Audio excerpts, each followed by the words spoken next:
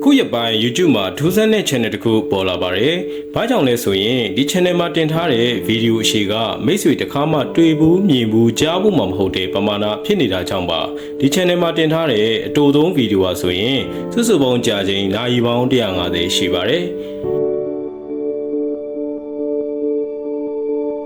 ဒီ channel မှာတင်ထားတဲ့အရှိဆုံးဗီဒီယိုတစ်ပုဒ်ဟာဆိုရင်နာရီပေါင်း1ဘီလီယံကျော်ရှိပြီးတော့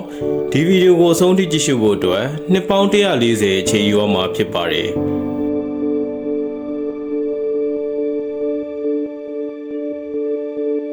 ဒီ channel မှာစုစုပေါင်းဗီဒီယို3ပုဒ်သာတင်ထားပြီးတော့ဒီနေ့အချိန်ထိကြည့်ရှုသူလူကြီး9သန်းကျော်ရှိလို့နေပါပြီ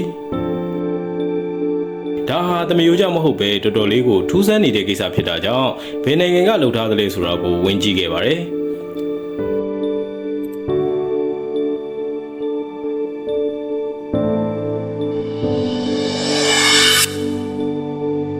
ဒီ channel ကဒီလိုမျိုးဘာမှမမြင်ရတဲ့ black screen ဗီဒီယိုတွေကိုအပျော်သက်သက်ပဲတင်နေတာလားလူတွေစိတ်ဝင်စားအောင် attention ရှာချင်နေတဲ့သဘောများလားဒါမှမဟုတ်အဲ့ဒီနိုင်ငံကနေကဘာကြီးကိုပြောချင်နေတဲ့အကြောင်းအရာတစ်ခုခုများရှိနေလို့ဒီလိုမျိုးဗီဒီယိုတွေဖန်တီးပြီးတင်နေတာလားဆိုတာကတော့ဘယ်သူမှမသိနိုင်တဲ့ကိစ္စပဲဖြစ်ပါတယ်မိတ်ဆွေရောဘယ်လိုထင်ပါသလဲ comment မှာဝင်ရောက်ဆွေးနွေးကြလို့ရပါတယ်